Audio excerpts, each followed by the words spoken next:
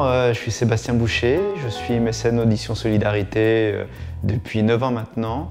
Je suis biologiste médical à Saint-Paul-et-Dax dans les Landes. Alors Sébastien, première mission avec Audition Solidarité sur Paris.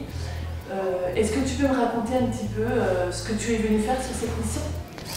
Je suis venu vivre la mission parce que depuis des années je reçois des vidéos de ces missions et c'est vrai que j'avais envie un jour de pouvoir connaître ce que c'était réellement. Le bonheur de voir les gens et de voir comment ça se passe pour eux. Au niveau de ton poste ici, tu étais à la partie secrétariat. C'est ça. Tu peux me raconter ce que tu faisais?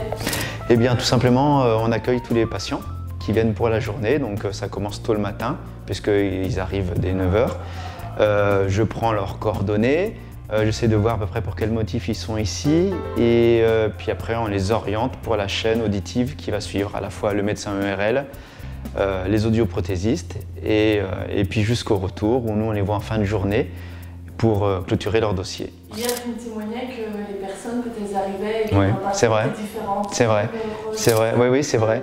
Ça m'a surpris. Les personnes, lorsqu'elles arrivent, sont assez stressées parce que pour la plupart, en fait, elles ne savent pas ce qui va leur arriver et donc elles ne donnent pas beaucoup d'informations. Et au retour de toutes ces étapes-là, en fin de journée, la parole est libérée. Nous, on les voit pour finir le dossier et c'est vrai que là, il y a un grand sourire qui émerge le plus souvent de ces personnes-là. Et c'est vrai que c'est touchant parce qu'on n'a pas l'impression de voir les mêmes personnes qu'à l'arrivée. C'est fou. Est-ce que parmi toutes les personnes que tu as rencontrées, il y a eu une histoire qui t'a plus marqué qu'une autre ou un moment plus fort? Alors, il y a beaucoup de moments forts. Ouais. Il y a deux histoires qui m'ont marqué.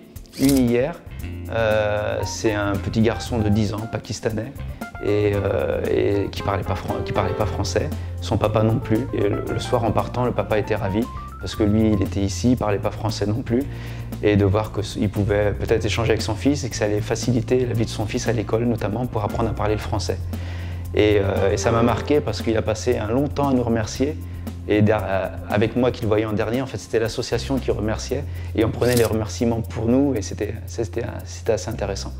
Et après, l'autre moment, c'est cet après-midi, une petite jeune fille asiatique que l'on avait reçue en janvier 2018 et en fait, on lui a donné des appareils en janvier et elle n'a pas souhaité les mettre parce qu'elle n'aime pas les avoir, elle a l'impression qu'elle n'est pas jolie. Et on a essayé pendant 3/4 d'heure avec les personnes d'Audition Solidarité, avec l'orthophoniste, elle veut expliquer, et en tête-à-tête même, parce que beaucoup de monde autour d'elle, c'était pas facile non plus.